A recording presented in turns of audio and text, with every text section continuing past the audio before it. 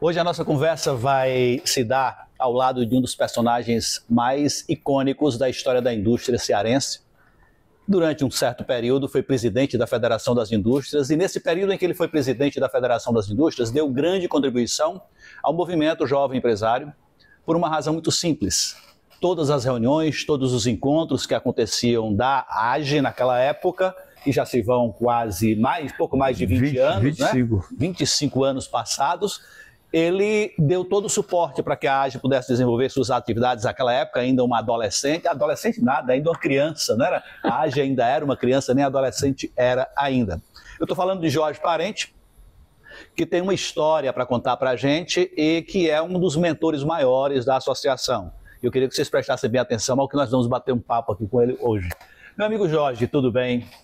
Tudo bem, Dourado? Que prazer enorme voltar a falar, ser entrevistado por você. A última vez foi no livro dos 70 anos da FIEC. É verdade. Naquela época, a gente estava construindo a história da Federação das Indústrias.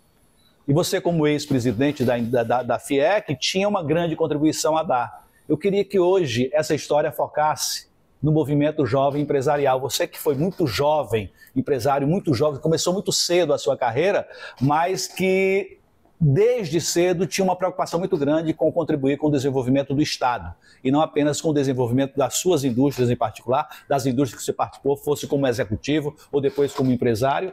Você nunca pensou só no seu negócio, você pensou que cada negócio que existia podia contribuir para o movimento empresarial e para o movimento econômico e para a sociedade como um todo do Estado. Isso é uma característica sua, é um jeito de ser seu. E esse jeito de ser é extremamente relevante para o jovem empresário de hoje. Eu queria que você falasse um pouco da sua história, para depois a gente falar um pouco do movimento jovem empresarial. Bom, a minha história, vou ser breve, porque eu tenho que entrar na linha da AGE mesmo. Mas a minha história é o seguinte: eu sou filho de funcionário público, e meu pai sempre disse, os 3 primeiros filhos eram homens, ele dizia: vocês só vão ser gente no sentido de só vão ter ascensão social se vocês estudarem, se vocês aprenderem pelo conhecimento. Nos colocou no melhor colégio de Fortaleza daquela época, o Colégio Marista. Depois, cada um fez um curso superior, tudo na UFC, porque meu pai dizia que não adiantava esse negócio de fazer curso pago. Então, ele pagou no melhor colégio, mas para o curso superior, cada um fez o UFC. Eu fiz economia. Por que eu fiz economia? Dentro já que você está falando. Porque eu já pensava. Minha inspiração era Celso Furtado, que havia criado a SUDENE, que era a Agência de Superintendência de Desenvolvimento do Nordeste, para melhorar, tirar o Nordeste daquela extrema pobreza que havia naquela época, na metade do século XX, dos anos 50, 1950. Então a minha inspiração era o Celso Furtado. De outra parte, teve uma inspiração local, que foi o Banco do Nordeste, que foi um braço operacional financeiro para tornar as ações da SUDENE financiando os industriais da região e os empresários. Então foi isso aí. Então eu fiz a faculdade de economia, numa época uma faculdade, era uma das melhores do Brasil, era a terceira do Brasil, através de uma grande modificação que o Dr. Ari de Sá Cavalcante fez na faculdade. Esse que é o pai do Thales Sá Cavalcante, do Faria Beto, pai do Otto Sá Cavalcante. Ele tinha uma visão muito grande da educação, então a faculdade era uma das melhores. Tanto é que ele trouxe para cá, para dar aula na faculdade, o famoso Delfim Neto, que era uma sumidade, né? Fittipaldi, né? Que era outra sumidade. Mário Henrique Simonsen, que era um gênio. Era um cara gênio, Mário Henrique Simonsen, era um barítono, era engenheiro, era economista. E foi ele quem impulsionou a Fundação Getúlio Vargas. Então, eu fiz economia e, quando eu estava na economia, quando eu estava terminando a faculdade, o Grupo J. Macedo ia ter uma expansão muito grande com a implantação da cervejaria Astra e com a fábrica de pneus Tropical na Bahia, a Astra aqui. Então, fez uma captação de um teste para trainees, dos que estavam terminando. Eu, então, fiz esse teste, mas quando terminou a faculdade, o doutor Ari tinha, antes de querer o doutor Ari melhorar, ele tinha uma interação muito grande com a USAID, a Agência de Desenvolvimento Americana para o Progresso, né? E eu, então, me submeti a um teste de uma seleção, de ser selecionado para ir fazer um curso na Universidade de Illinois, nos Estados Unidos. E fui fazer o curso na Universidade de Illinois. Quando eu estava, isso eu já namorava com a minha mulher há 5 anos. Aí eu fui estudar, na verdade, o frio maluco, tudinho. Aí eu fui para quê? Em vez de ir para Chicago, que era o campo monetarista, onde o Paulo Guedes, que é muito famoso hoje, se formou, eu fui para a linha estruturalista, que era na Universidade de Illinois, campo de champanhe urbana. Por quê? Porque eu já pensava em Sudene e Banco do Nordeste de Desenvolvimento, melhorar a vida das pessoas. Certo? Então eu fui para lá, e tanto é que fizemos uma experiência exitosa demais. Uma das aulas práticas de lá, a gente foi conhecer o TVA, o Tennessee Valley Authority, que foi a experiência mais exitosa em matéria de barrar o rio Tennessee e transformar os estados do sul dos Estados Unidos, que eram pobres, o estado do Tennessee, o estado do Kentucky, o estado da Geórgia. E aí eles barraram o rio Tennessee em três barragens, e eles não só barraram para possibilitar a irrigação. Aí passaram a ter 2 safras por ano, que eles tinham muito forte, em milho e algodão, passavam a ter milho e algodão. Como eles também possibilitaram a geração de energia. Fizeram umas reclusas dessas barragens, e as reclusas geravam energia, para também ter energia barata para irrigação.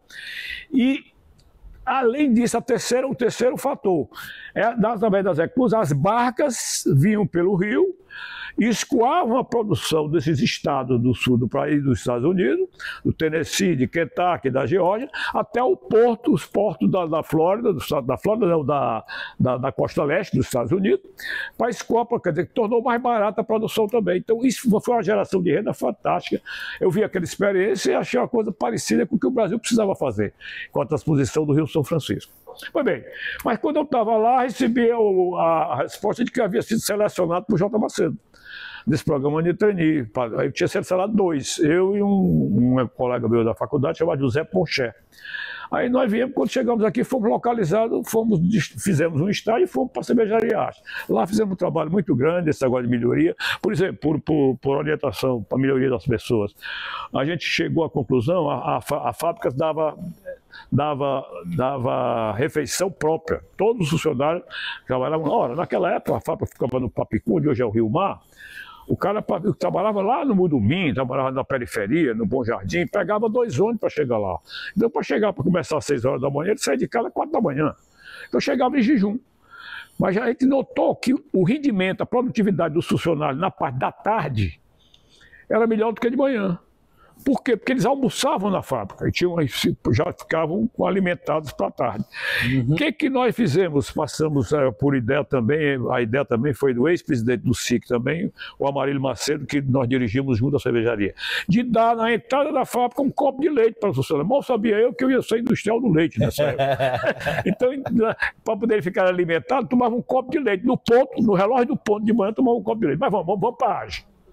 As minhas histórias da cervejaria, todo mundo já conhece, tudinho. Eu cheguei a presidente do SIC, Centro Industrial do Ceará, com esse trabalho daquela mudança que aconteceu no Ceará através do SIC, do Centro Industrial do Ceará. O Tasso foi governador do Ceará, né, em 1986, ele ganhou a eleição, já foi governador em 87.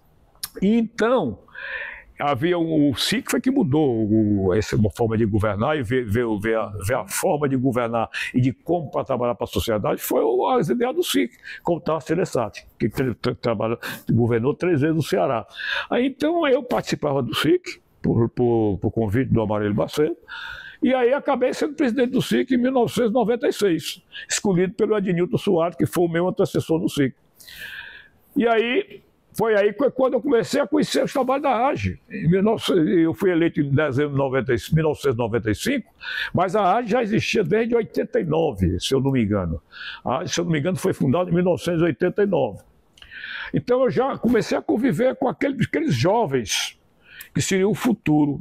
Por que eu digo isso? Porque eu sempre tive na minha mente uma coisa que eu até hoje não mudei. Eu olho para o passado como um referencial para tomar decisões no presente, mas com olhar no futuro.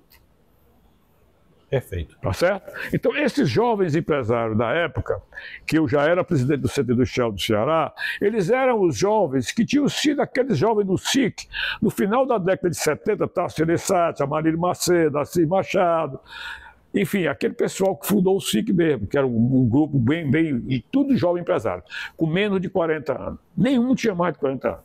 E era a AGE do momento.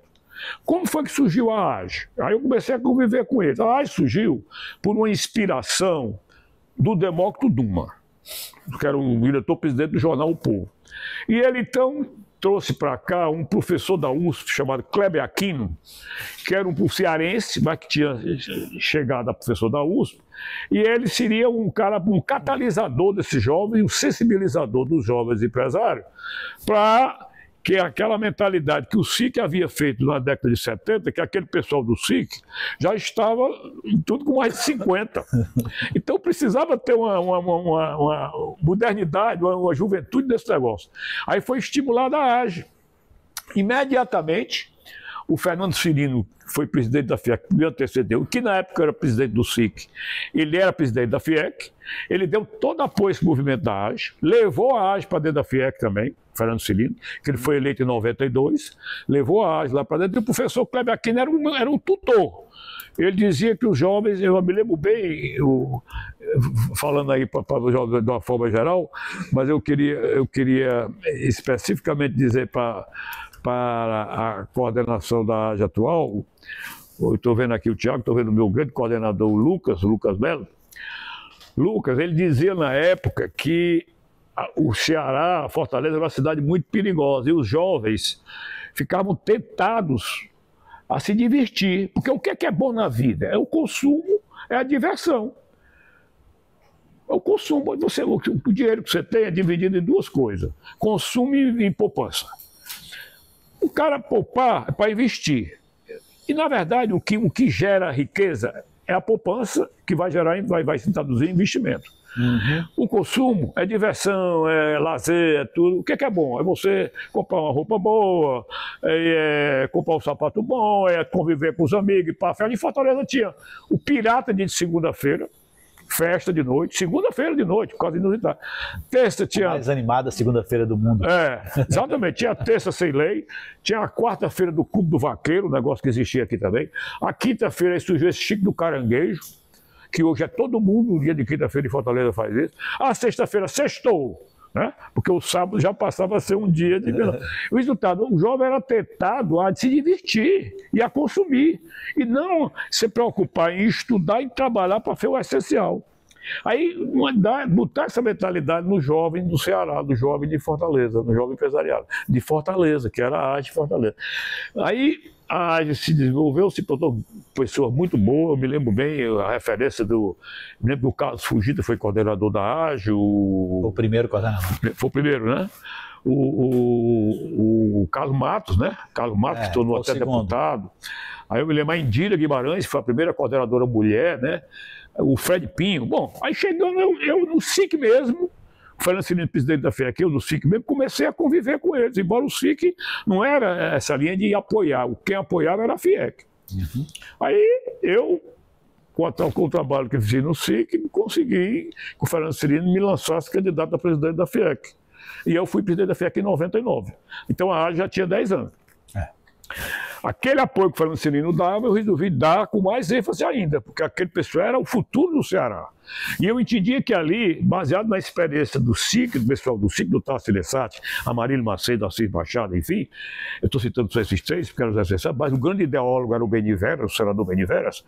Eu estava vendo ali aqueles jovens ali, tinham seus futuros empresários do Ceará. Mas como o Ceará tinha ido um problema muito sério político, com a época dos coronéis que estavam loteando o Estado, e quando houve a mudança, a transformação que fez do Ceará foi o Tasso Lessati, que ele mudou totalmente o que veio desse movimento. Eu entendi também que os jovens da AGE, além de serem empresários do futuro, eles deviam ser também empresários para mudar a política do Ceará. Lideranças também. Porque o que muda é a política. O empresário, ele paga o imposto, a responsabilidade social do empresário é pagar o imposto, mas quem faz a mudança é a política, são os governantes. Então a política tinha que ser exercida. Aqueles jovens de então precisavam ter essa cabeça voltada para esse futuro que vinha por aí. para o Ceará não ter aquele futuro do passado, que tem aquela posição do passado que tinha até então. Né? O Ceará deixaram atrasado, o Ceará, todo mundo... Aí, com essa mudança que o Tasso fez, eu me lembro bem que eu chegava como presidente da FIEC, das reuniões da CNI, e todo mundo dizia, rapaz, o Ceará é diferente, o Ceará mudou. Aí a gente passou a ser importante nós cearenses. Aí, mais força ainda eu dei para a AGE. Então, como você disse, na minha época de presidente, a AGE, a FIEC era porta escancarada. Vários coordenadores passaram, eu me lembro bem, eu não vou citar um aqui agora, que eu citei dos primeiros, eu citar um, que foi o Eduardo Diogo. Para mim, esse cara foi marcante na gestão na AGE, que ali teve como apoiadora também a Aline Teles, filha do Everardo Teles, que hoje é uma grande empresária, recebeu há pouco agora a medalha do Mérito Industrial da FIEC. E o Eduardo Diogo, ele teve uma mentalidade também nessa área, e aí o Eduardo começou a expandir, a AGE não fica só a AGE Fortaleza. Ele criou a FAGES, Federação dos Jovens Empresários do Ceará. E passou a ter unidades também no interior, porque o Ceará não precisava ser só Fortaleza, senão convergia todo mundo para Fortaleza por causa da dificuldade do interior.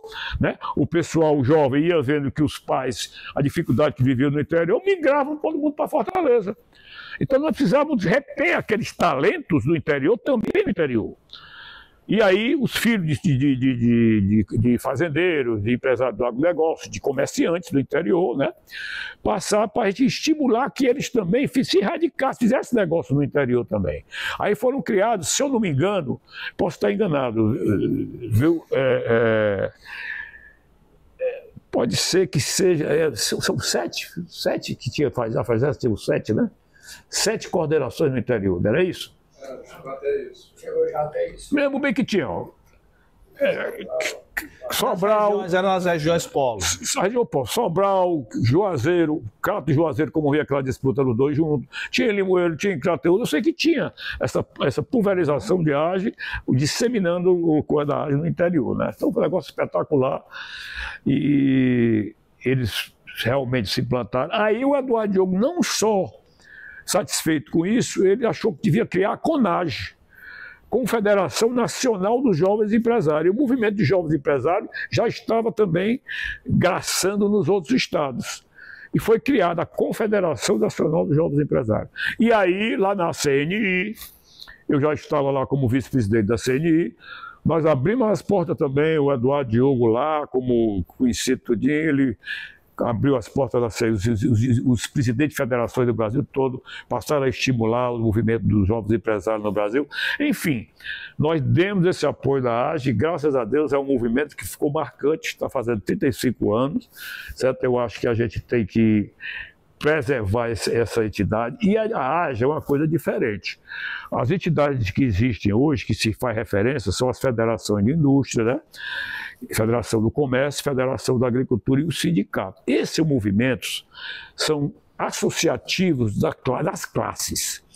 São movimentos que têm como pano de fundo a CLT, para desenvolver a relação patronal com o empresariado, com os empregados, a relação da Federação das Indústrias com os sindicatos, para os sindicatos atenderem as empresas que estão filiadas a ele. Então é um movimento associativo, mas sindical. Quer dizer, de empresarial de negócio, de relação patronal, né? Patronal empresarial, empregado. A AGE é diferente. A AGE, a essência da AGE é essa de você procurar colocar na mentalidade desses jovens a ideia de que eles são o futuro. Eles são o futuro tanto no sentido empresarial como no sentido político do Estado do Ceará. É essa a cabeça que a AGE, que deve nortear a AGE, é isso aí. E eles têm feito isso. A gente tem visto aí alguns jovens empresários no Ceará se destacando. Agora, não é dizer só, eu vou ser da AGE para ser jovem empresário. Não, aí a AGE, o que a AGE está fazendo é uma coisa muito bem feita. A AGE está fazendo, por exemplo, todo ano tem uma missão internacional.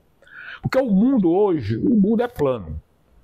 O que acontece hoje lá na China está acontecendo aqui hoje. A indústria da China lá está influenciando aqui hoje. A China já é responsável hoje por 29% da produção industrial do mundo. do mundo, a China é responsável por 29% da população. Então, uma indústria aqui do Ceará, não pense que ela vai concorrer com a indústria daqui, não. Ela vai concorrer com a indústria do mundo. Então, ela tem que estar ligada e procurando ver o que está acontecendo no mundo todo. Então, a AGE tem esse movimento. Agora mesmo, vai haver a sua missão vai ser na Alemanha, não é? Na Alemanha, ele vai fazer uma missão na Alemanha fantástica, eu já vi como é que vai ser a Alemanha.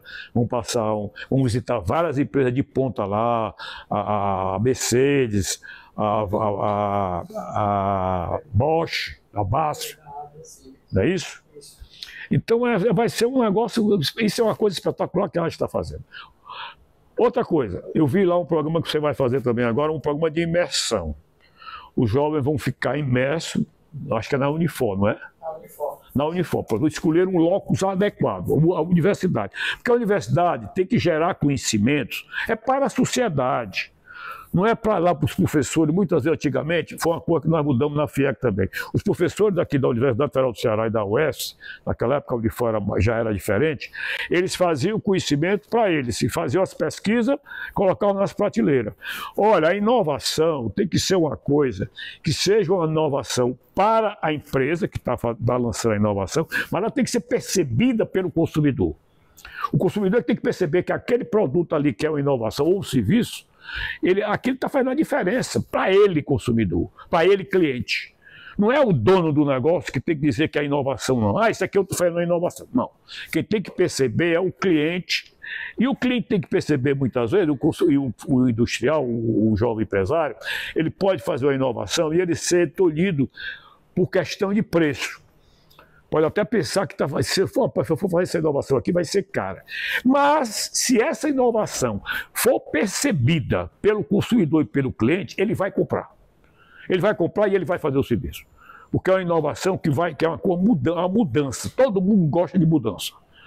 Todo mundo gosta de mudança. Mesmo que ela seja mais cara, vai gostar. E se for melhor, se satisfazer, porque tem que satisfazer, tudo que é bom tem que satisfazer, né? As pessoas. O alimento, por exemplo. Nós da Betânia, quando a gente vai fazer um alimento, lançar um produto novo, a gente procura saber se o alimento é gostoso.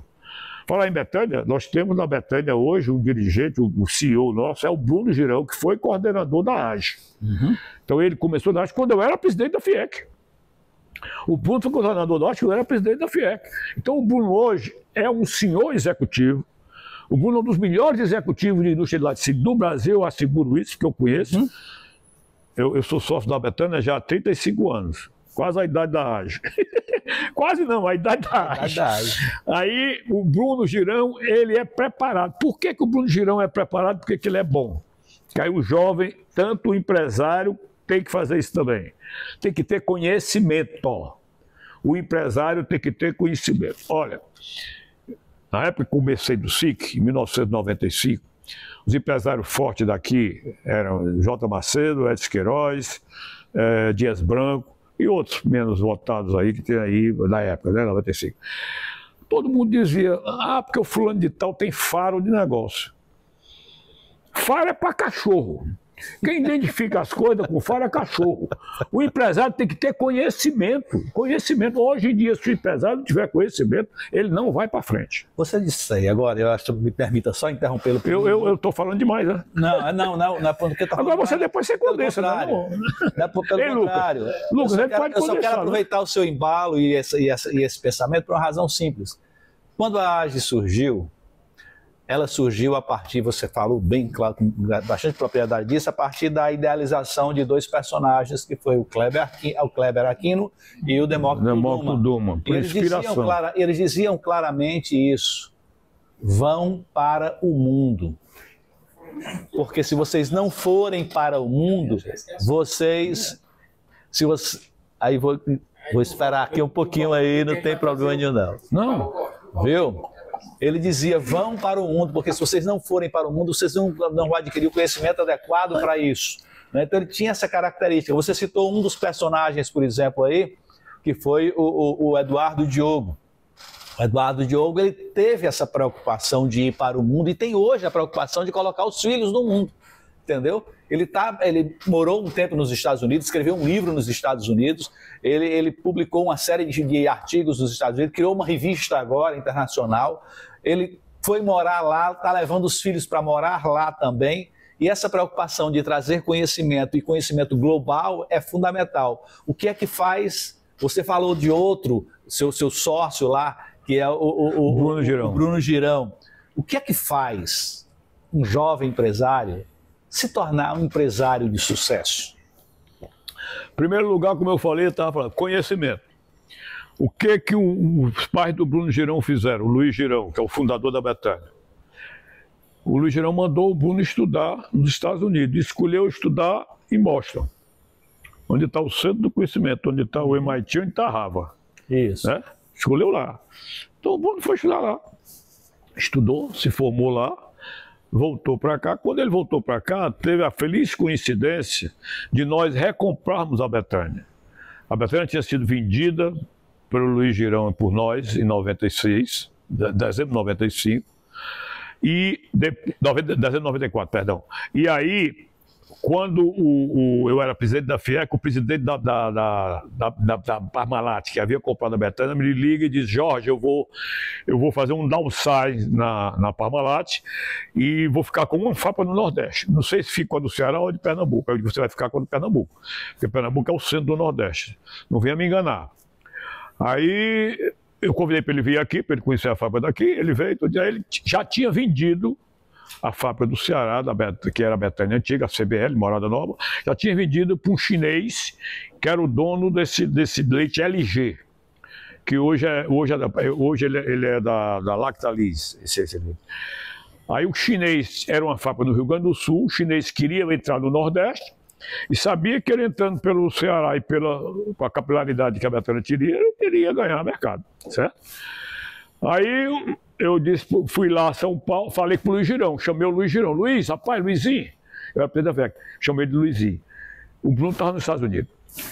O Ricardo Gonçalves vai vender a CBL para o chinês. Rapaz, Jorge, não faça isso, pelo amor de Deus. Foi bater na FIEC, correu. Rapaz, vai lá São Paulo, vamos lá em São Paulo, vamos pegar esse negócio para nós. Aí eu liguei para o presidente da Parmalat e disse: rapaz, eu posso ir aí com o Luiz Girão. Aí ele marcou 2 dias depois, nós fomos lá e, graças a Deus, revertemos e recompramos. Coincidiu a feliz coincidência de o Bruno estar retornando dos Estados Unidos. 2002. Então, eu era presidente da FIEC, eu não podia ficar na executiva da empresa. O Bruno Girão começou a assumir sem ter o conhecimento de leite. O Bruno Girão tinha o conhecimento normal de empresa e de administração de negócio. E era o conhecimento meramente acadêmico. Mas ele começou a estudar com um afinco tão grande e ia passar 2 dias em Morada Nova, viajava pelo interior para ver como é que os produtores de leite estavam fazendo, começou a viajar pelo Brasil todo. Enfim, o Bruno ficou executivo, e o Bruno deslanchou e hoje é uma empresa desse tamanho que é. Para você ter uma ideia, eu vou dizer só um número aqui. Quando a Parmalat vendeu a empresa para nós, a Parmalat estava fazendo 1 milhão de litros de leite por mês em Morada Nova. Hoje, nós fazemos 22 milhões de litros de leite por mês. 20 vezes mais do que eles faziam. Trabalho competente do Bruno e da equipe toda. Então é o seguinte, voltando para o jovem empresário, se é que você quer fazer outra pergunta intercalando aí. Não, pode ir. Mas para mim, a grande referência para mim, sem desmerecer os demais, eu já citei vários, inclusive o Lucas é o atual, né? A gente tem que referendar o atual mesmo, porque ele é que está fazendo, e ele é que está fazendo os 35 anos, mas a gente tem que citar o Eduardo Diogo como uma referência. Uhum. Você falou icônico, no meu caso, aí, mas icônico também na arte, para mim, é o Eduardo Diogo. Certo? Sem desmerecer os demais. Mas todos têm seu valor. Todos têm seu valor e eu acompanhei muitos. Acompanhei muitos. Eu fui presidente da FIEC 7 anos, né? E fui presidente do SIC 2. Então foram 9 anos de viver com a arte. Então, voltando, conhecimento é fundamental para o empresário. Conhecimento e visão de mundo. Visão de mundo. Quando a gente fala de conhecimento e fala de visão de mundo, é onde entram as ações que a AGE regularmente empreende no sentido de levar as pessoas para conhecerem o mundo nas missões empresariais, sejam nacionais ou internacionais. Essas missões empresariais, elas servem, portanto, de um instrumento de contextualização daquilo que a gente pratica hoje aqui no Ceará com aquilo que se pratica no mundo todo, né? Então, esse benchmark que se faz com as missões empresariais, na sua visão, é fundamental para que a gente construa no jovem empresário uma consciência do que é o papel dele no mundo como um todo, correto? Correto. Ele tem que ter essa consciência, porque sem a conscientização, olha, vou dizer para vocês aqui, nós somos empresários, a gente não é muito de academicismo, mas, por exemplo, o que norteou a inspiração da AGE com o Demócrito Dumas e o Kleber Aquino foi o filósofo alemão Arthur Schumpeter, certo? O mais pessimista dos filósofos. Pronto, pessimista, porque ele dizia o seguinte, a teoria dele é o seguinte, o homem não é o que ele nasce, o homem vai se adaptando às coisas do mundo, é o mundo como destino, era a maior obra dele, o mundo como destino, então quer dizer, a pessoa nasce para o mundo. Então o destino vai ser o mundo, mas a pessoa tem que se moldar e tem que aprender a viver dentro daquela conjuntura do mundo. Mas eu estou falando em conhecimento, esse conhecimento é amplo. Por exemplo, uma coisa que o empresário de hoje não pode deixar de saber é inglês. Inglês é a condição sine qua de saber inglês, porque a linguagem universal hoje é inglês. E você que está, eu estava falando antes para o Lucas aqui, para o Thiago, hoje, Dourado, nós que somos, eu um pouco mais velho, você intermediário entre eu e eles, hoje a humanidade, o tempo das pessoas durante o dia que está acordado, 60% do tempo é ligado no mundo digital. No mundo digital, tanto que é só celular não, no mundo digital. E o empresário, o jovem que for botar o negócio, ele tem que ter no mundo digital o fundamento do negócio dele. Ele não pode mais pensar naquele negócio do mundo analógico, não. O mundo é digital. O mundo mudou e é digital. Tem que buscar uma forma. Outra coisa, se cercar de pessoas competentes. Porque as pessoas é que fazem a diferença. Mas essas pessoas têm que ser recicladas. Você tem que permanentemente, no negócio, mesmo sendo pequeno, você tem que ver as oportunidades de treinamento que há, ou online, ou à distância, de qualquer forma, para as pessoas que estão em sua volta estarem aprendendo permanentemente. Eu, por exemplo, eu tenho uma missão, eu tenho uma característica seguinte, todo dia eu tenho que ler. Porque no dia que eu não aprendo nada, eu já tenho certeza que eu fiquei para trás. Porque o conhecimento é tão rápido e dinâmico, e eu não quero ficar para trás muito. Claro que eu fico por causa da idade, é natural, é cronológico. Eu já estou ficando para trás por causa da idade, é natural isso, é natural, você não muda. Mas em relação ao conhecimento, eu procuro estar permanentemente me atualizando. Outra coisa, o compartilhamento, a rede. Você tem que ter uma rede de relacionamentos, porque na rede você cresce. Eu digo muito que, por exemplo, eu quando fui recrutado desse programa de trainee de J. Macedo, eles fizeram fundamentalmente, era o superintendente J. Macedo, havia sido piloto de jato da Força Aérea. Foi caçado e depois fez economia e estava lá. Ele, como era muito inteligente, né, raciocínio rápido, piloto de jato, se não for morre, né, o avião cai, ele priorizou o QI. O fundamento todo do teste que nós fizemos lá foi QI. QI. Né? Muito bem. Hoje em dia, eu digo para vocês jovens, não é só o QI, não. Eu vou dizer as vogais. As vogais. QA, coeficiente de articulação. Né? Tem que ter, você tem que ter articulação, não é só você empresário, não. E a articulação tem que ser com os demais empresários, com a concorrência, tem que se articular com a concorrência, com os clientes, com os fornecedores, com o governo, tem que fazer uma articulação ampla. Né? Que é o coeficiente emocional.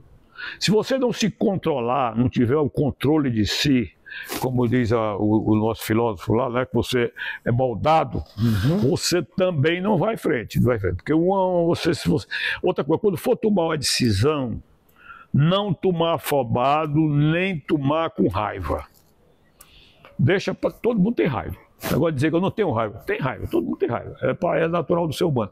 Deixa passar a raiva, deixa passar aquele momento de estresse e emocionalmente, com calma, toma a decisão.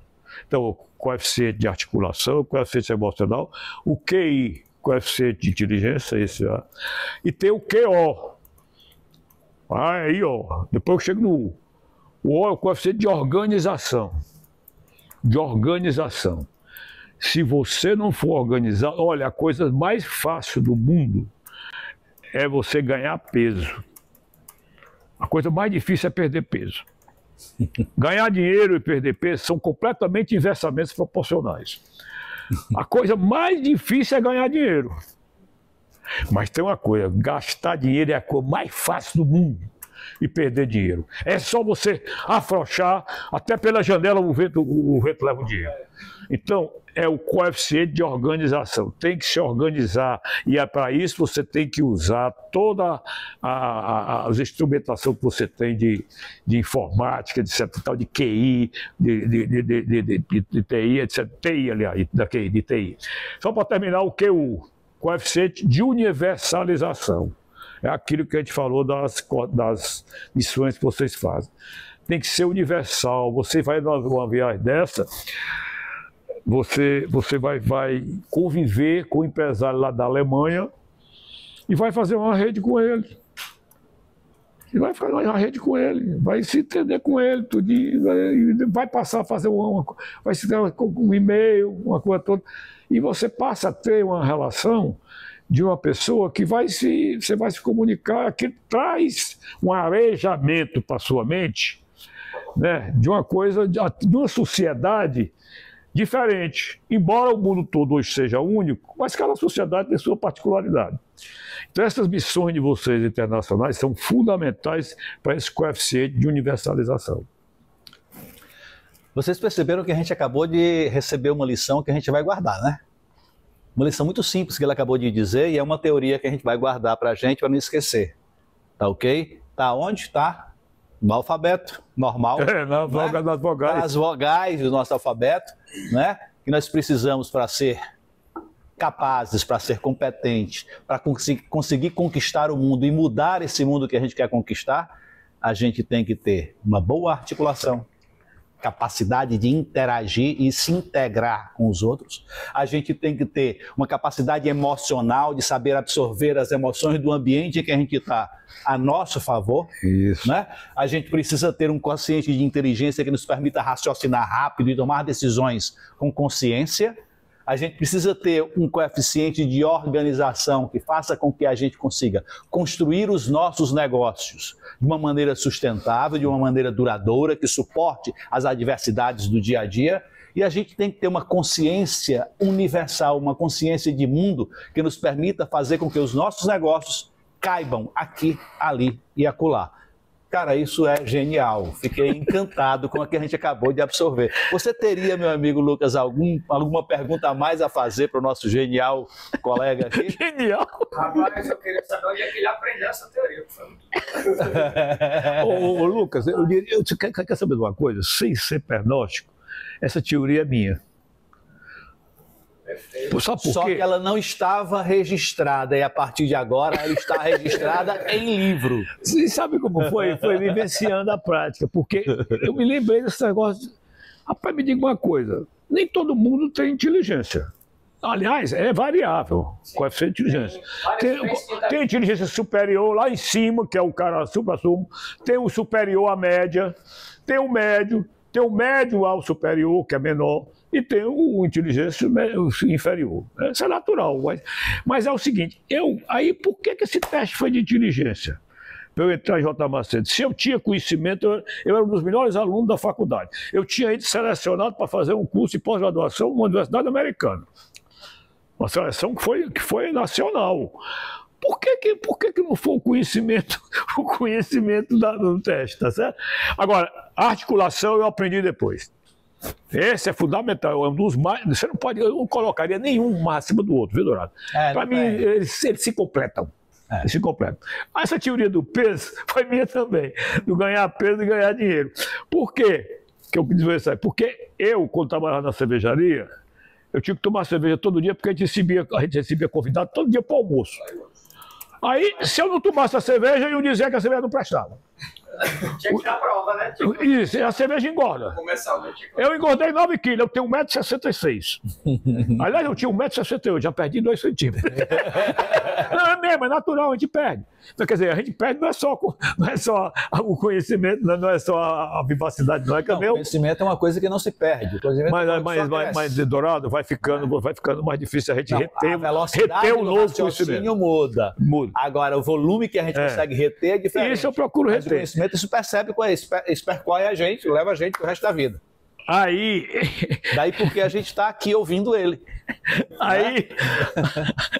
Aí, Lucas, eu engordei 9 quilos. Fiquei um barrilzinho dessa grossura. Baixinho, gordo.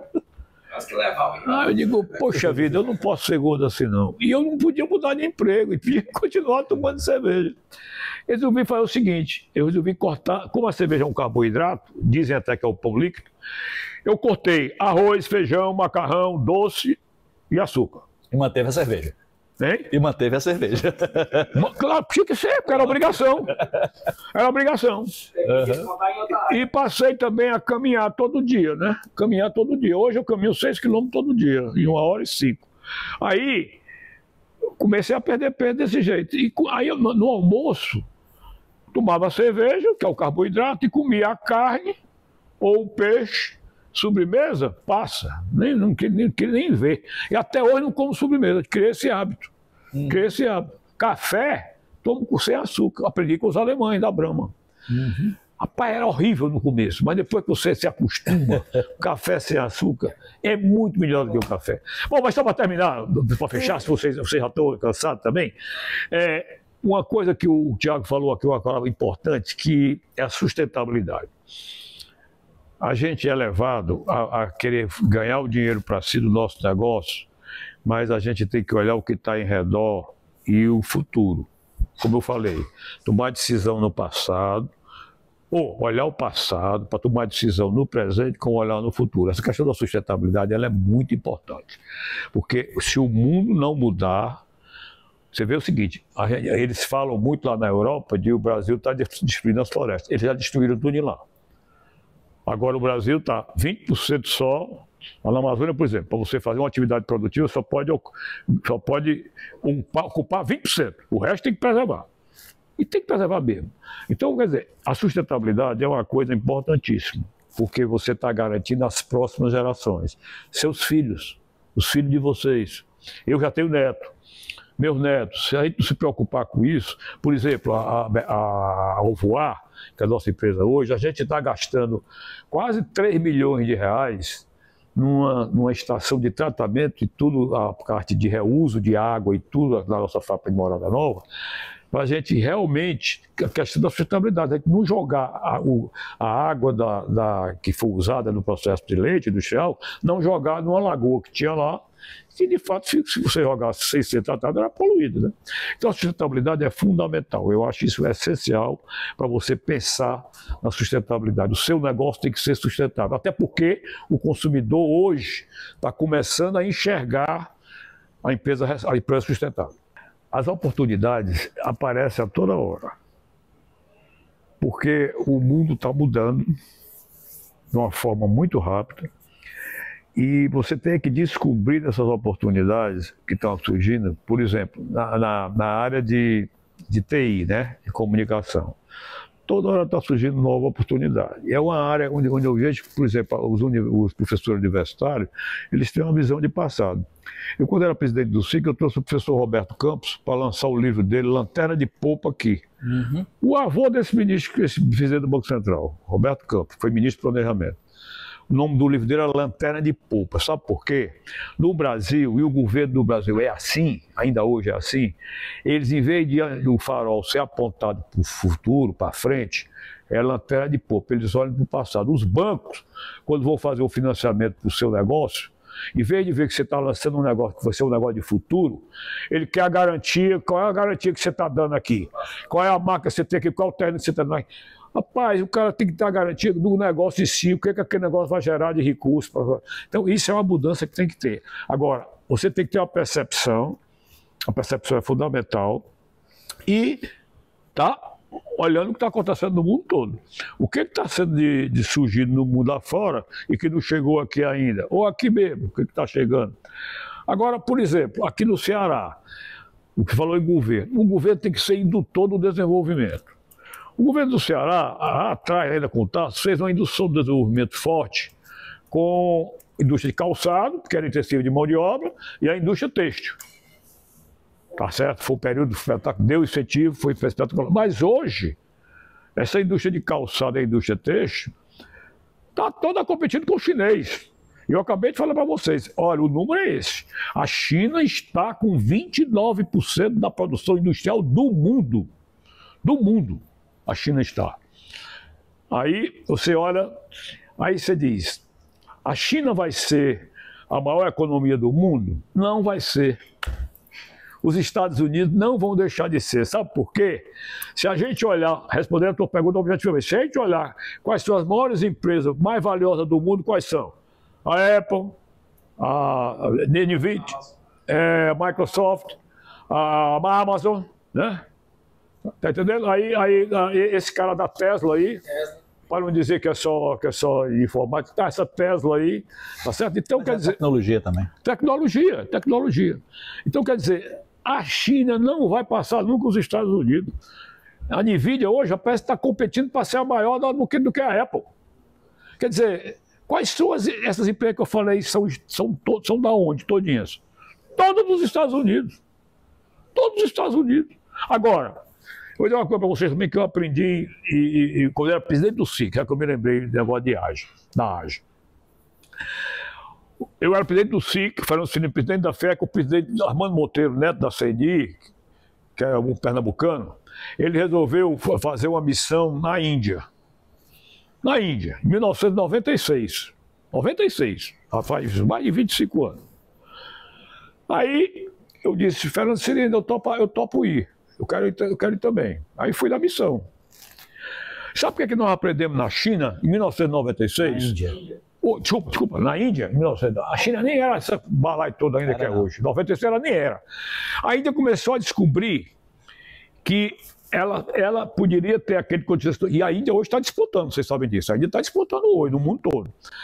Ele descobriu, o cara, eu nunca esqueci isso da minha vida, em 1996. O primeiro-ministro lá falando para nós disse, nós resolvemos priorizar 3 Is. Is, no caso é E, né? 3 S. Education, é de Engineer e é de English. English, Engineer e Education. Eu não esqueço nunca isso. Em 96, bota aí, 3 S. Aí ele disse 3 Is. E 3 Is. Aí quando o cara disse Education, English e Engineer, aí eu fui que era 3 Pois bem, o que a Índia tem hoje? Despontando no mundo todo, mandou o pessoal dela estudar, aprendeu inglês primeiro lá. Dominaram o mundo, né? Isso, dominaram o mundo, estudaram inglês lá primeiro, quando aprenderam inglês, foram fazer curso no exterior. Por exemplo, eu fiz o INSEAD, vocês já haviam falado do INSEAD, né? Aquela universidade de curso de alta administração na França. Quando eu fui escolhido presidente da FIEC, eu fui com o Fernando Cirino, Fernando, vamos fazer o INSEAD. O INSEAD é uma mudança, porque eu estava vendo, o mundo estava mudando. 99, fui fazer o INSEAD. Fizemos uma INSEAD lá. Eu e Fernando Cirino, ele foi comigo. Aliás, eu fui com ele, porque ele foi que pagou a FIEC. Então, não, na verdade. Aí eu vi lá e o único professor, um baixinho francês, que ele disse, olha, o mundo migra para serviço. A indústria tende a diminuir e o mundo, a indústria que não fizer serviço, a indústria não vai para frente. E TI é serviço. TI é serviço. Aquilo me acabou na minha cabeça. Há quantos anos atrás? 25, em 1999. Aí eu resolvi, quando foi em 2004, fazia 5 anos, eu digo, rapaz, sabe uma coisa, eu vou precisar de novo. Já mudou muito esse conhecimento desses anos, eu fui de novo. Aí não fui mais francês, foi ver o Ednilton Soares, que tinha sido o meu que me indicou para o SIC, né? Que ele era secretário da Fazenda, né? Convidei para ele foi comigo. Quando a gente viu lá no INSEAD, 2 professores indianos. 2 professores indianos numa escola de alta administração e gestão da França, uma referência. 2 professores da Índia. Já pensou um negócio desse? Que mudança? Quer dizer, aquele que eu tinha visto em 96 lá, na Índia, já em 2004, os caras já estavam formando gente já com o professor do INSEAD. Me lembro bem que um deles era o professor de marca, rapaz, eu não esqueço nunca disso também. O cara dando aula lá, o formato é aquele espécie de meio ciclo, né? Como se fosse um picadeiro, assim. Aí o cara dando aula tudinho, aí ele pegava água mineral, aquela da Evian, né? Aí ele, é francesa, né? Aí ele, a garrafinha, tomando na boca da garrafa. Pá. Aí de repente ele, jogava a garrafa no chão. Aí dá um pedaço, ele... Pá! Dava um exemplo de marketing, mas era um exemplo que ele dava. Por exemplo, você tem que chutar as coisas antigas, rapaz. Pá! Tacava o chute na garrafa. Rapaz, aquilo me marcou também, rapaz. Um indiano, rapaz. Mas você citou, há pouco tempo atrás, lanterna de popa. É. E eu puxo mais um colega seu, economista, para fazer o olhar do inverso, que é o Eduardo Gianetti, que tem o livro O Valor do Amanhã. Né? É um livro que fala sobre juros, mas a metáfora do valor do amanhã é como é que a gente coloca a importância de uma organização com a AGE no amanhã, nos próximos 35 anos que virão. O Lucas me pediu para eu fazer essa projeção. Ô Lucas, mas você me desculpa, mas eu vou dizer um negócio aqui que talvez até seja lhe chocante. Eduardo Gianetti da Fonseca. Esse rapaz foi um dos que o Kleber Aquino trouxe umas 2 vezes para palestrar na AGE. Foi. Ele lançou aqui o livro O Auto Engano. É outro livro dele. Espetacular, por sinal. Auto Engano. É você se enganar. A pior coisa é você se enganar, você mesmo. Mas então, Lucas, eu queria o seguinte, rapaz, sinceramente falando, eu quero lhe dizer que a minha visão...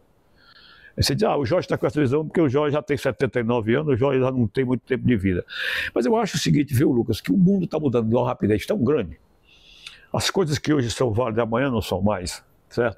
É uma rapidez tão grande que eu não projetaria nada há mais de 5 anos. Na minha visão, eu posso estar enganado. Porque a rapidez é tão grande e a mudança dos conhecimentos é tão intensa que se você mudar, e a novidade, as descobertas. Por exemplo, você me fez uma pergunta, eu acho, como era o telefone, ou foi você que fez a pergunta, como era o telefone na minha época de executivo. Rapaz, por exemplo, eu era um executivo aqui número 1 da cervejaria Astra, e era a sociedade da Brahma. De repente, um belo dia, o presidente da Brahma era aquele alemãozão, não falava com a gente não. Aí você falava com o diretor, secretário, me liga, eu volto depois do almoço da fábrica, estou na minha sala, secretário disse, doutor Jorge, seu Greg quer falar com o senhor. Presidente da Brahma, eu digo, porra, diga, seu Greg, parente, tudo bem? Tudo bem, seu Greg? Parente, pega um avião aí hoje à noite, assuma a cervejaria de Manaus. Eu digo, seu Greg, o que foi que o Vital teve um infarte? O cara de lá, que era deles, da Brahma, não era de nós de Altambaceira, não. Está hospitalizado e você vai lá e tome conta. Eu digo, seu Greg, e aí? Qual é a missão? A missão é o que você sabe fazer. Aí lá vou eu para lá. Sabe como era o telefonema? Para eu falar com a minha mulher, que eu fiquei lá, passei lá, 3 meses lá, dirigindo a cervejaria. Eu tinha que ir para o posto da Embratel, ficar na principal avenida, chamava Avenida Getúlio Vargas, tinha um posto da Embratel, pegava uma fila, uma ficha, para falar com a minha mulher. Você vê como era. Era Telex. As comunicações eram por Telex. Aliás, particularidade, eu falo demais, né? Tem muita história, como diz o Dourado. Esse negócio que eu cheguei lá, né? A fábrica de lá não dava lucro, não. Porque era uma fábrica pequena, tinha escala pequena, e tudo lá era difícil. E aí não dava lucro. Aí lá dava lucro às vezes, mas um lucro muito pequeno. E eu sabia daqui, que tinha o custo do restaurante daqui. Quando eu cheguei lá, eu fui ver, ele disse, faça o que você sabe fazer. Um dos custos que estava lá, tinha 2 custos altos lá. O do malte, o malte da cerveja, que é a matéria-prima fundamental, e o custo do restaurante. Aí eu digo, vem cá, pai, por que esse custo aqui é tão mais alto do que o do Ceará? Era o dobro do custo. Se aqui era R$10, lá era 20. Mas peraí, isso aqui está errado. Chamei o carro, o que está vendo? Vamos ver aqui, o que está encarecendo isso aqui? Aí fomos ver, duas coisas encareciam. A carne e as verduras. Porque tudo vinha de avião. A carne vinha de avião para Manaus, viu? A verdura também. Estou falando, vocês estão falando da data, foi em 1979. Vocês não eram nem nascidos. Mas é uma experiência de vida. Aí eu peguei e chamei o cara e disse, vem cá. Aí eu já conheci, eu gosto muito de peixe, né? E os peixes de lá, tem uma diversidade de peixe fantástica, a Amazônia. Tambaqui, pirarucu, tucunaré, pacu, tudo, por sinal, tudo parece também em cu, né? Só o único que não termina é tambaqui. Mas aí eu fui no mercado. Gostei de mercado para ver os peixes, ver as coisas. Uns peixes bem baratinhos lá. Aí eu cheguei e disse, pessoal, por que esse negócio aqui não faz, né, peixe nesse restaurante? Chamei o cara, vem cá. Chamei o diretor, o gerente administrativo. Ó, daqui para frente, de segunda a quinta é peixe. Você escolhe um dia tambaqui, um dia tucunaré, um dia pirarucu, sei lá. De forma diferente. Mas o único dia que vai ter carne é dia de sexta-feira. Para não dizer que a gente está sacaneando com os funcionários, vai ter carne só sexta-feira. PT só dá sorte. Rapaz, ficaram putos comigo. Os caras só comiam carne também lá, né? Era caro e comiam lá, ficaram putos. Aí diziam assim, quando é que esse garça vai embora? Me chamaram de garça, porque garça não só come peixe. E o malte. Zona Franca de Manaus, todo mundo já ouviu falar nisso, né? Naquela época, então, quando eu voltava de lá, era a mínima encomenda de relógio, essas miçangas todas, porque lá era tudo barato. Aí eu digo, vem cá, por que esse malte daqui não é Zona Franca de Manaus, o malte? A fábrica local aqui, porra. Não, o malte não é essencial, não. O malte é para bebida. Peraí, peguei, pedi uma audiência com o suplente da Suframa. Vem cá, ó, doutor fulano de tal, lá o cara lá. Rapaz, cara, a indústria é para desenvolver a região, não é? Isso aqui não é só comércio, não. Uma cervejaria é uma indústria. Por que nós não temos incentivo fiscal também do malte, que é importado? Por que a gente não deixa de pagar? Porque aqui pagava o imposto de importação de malte, né? Aí a Brahma pegava, como aqui pagava, como no Brasil todo pagava, lá pagava também. E não ligava. Aí ele disse, não, porque não é hindu, é bebida. Tu diz, bebida por quê, rapaz? Bebida não, a bebida é necessária, você vê, uma bebida leve. Aí... Tô terminando. Muita história para contar. Aí ele disse, faça o seguinte, faça uma solicitação para eu encaminhar para Brasília, para o Ministério da Fazenda. Digo, faça o seguinte, faça um favor, me encaminhe para o Ministério do Interior, do Desenvolvimento Interior, né? Do Desenvolvimento Interior. Porque o Ministério da Fazenda quer arrecadar, né? O Ministério do Interior é para desenvolver, né? Ó, primeiro você consulta, tudinho, aí peguei, falei com o pessoal da Federação da Indústria de lá, que era um cara lá que já estava também se eternizando lá na Federação. Esse cara se eternizou tanto que ele disse, eu só saio daqui em pé. No dia que ele morreu, falando sério mesmo, quando ele morreu, eu já era presidente da federação daqui. O caixão dele ficou em pé, assim, encostado na parede. Eu estou falando sério para vocês. Ele ficou, o caixão foi em pé, encostado na parede, ele em pé. O caixão realmente não fica deitado na horizontal. Esse filho da puta passou meus 20 anos presidente lá. Aí eu pedi a ajuda dele, o resultado. Deram a isenção de importação para o malte. Quer dizer, faltou dizer, a gente tem que criar, tem que ser criatividade, né? Ou seja, duas coisas que você implementou que eram simples. Simples. Faltava só alguém a ideia aí. Exato. Poder botar isso para frente. As melhores soluções são as mais simples. Né? Bom, pessoal, vocês querem saber alguma coisa? Eu acho que eu estou feliz. Eu estou feliz com os resultados. A gente tem uma história para... Aliás, o Peter Drucker dizia que o importante são os resultados. E a administração, por objetivo, o importante são os resultados. Ele dizia também que planejamento não diz respeito a decisões futuras, mas a implicações futuras de decisões presentes. Presentes, exato. É isso que eu falei. Se você quer, por isso que eu aprendi. Hoje a gente paga o preço do que a gente fez ontem, das escolhas que a gente fez ontem. Que você saiba fazer boas escolhas, como o meu amigo fez aqui, para que você tenha um futuro brilhante. Olha aí, olha o recado aí do Drucker. Olha o passado, o que foi errado no passado, corrija no presente para não dar a desgraça lá no futuro. Qual é o recado para a AGE? recado especial para os associados da AGE. Em primeiro lugar, que vocês procurem sensibilizar mais empresários jovens, mais amigos de vocês, da relação de vocês, a participarem da AGE. Sensibilizar. Porque o cara só isso ele está sensibilizado, ele fica voando ali, fica lá aéreo e não está. Ele tem que captar a essência, que aquilo ali é bom para ele. Ele, como empresário, aquilo vai trazer ideias, vai arejar a cabeça dele. E aquilo é um movimento coletivo. É um movimento coletivo, não é para beneficiar o que está lá, como você, Lucas, que está na coordenação, o Tiago, que vai ver se o futuro, não sei, mas beneficiar o coletivo, aquilo é uma entidade coletiva, que não tem interesses como a Federação de Indústria, que tem que defender as indústrias, contra os sindicatos patronais, né? O sindicato dos empregados, certo? Ali é de choque de interesse. A AGE não é assim.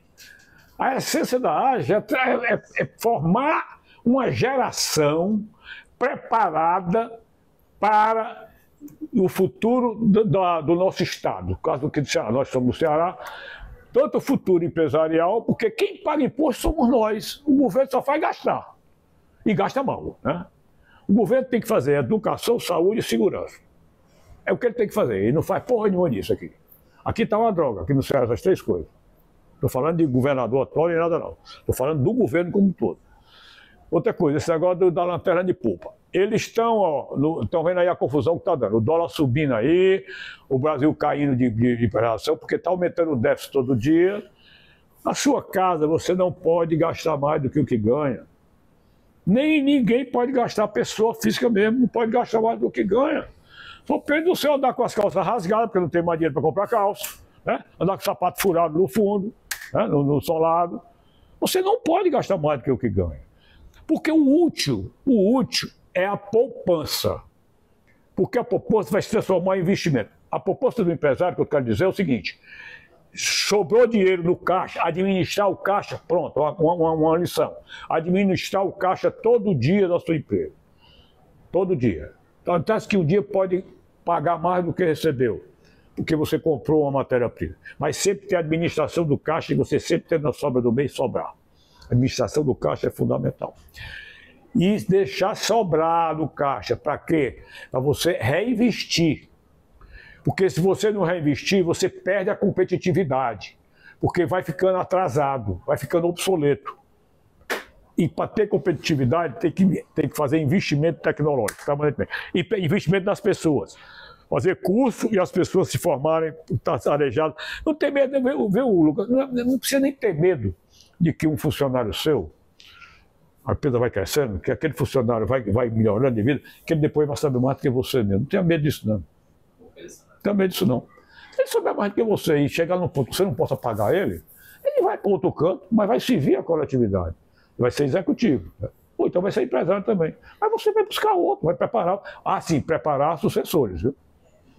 Preparar sucessores. Vocês são muito jovens, mas quando você tiver um executivo de referência na empresa, não deixe ele ficar sozinho, não.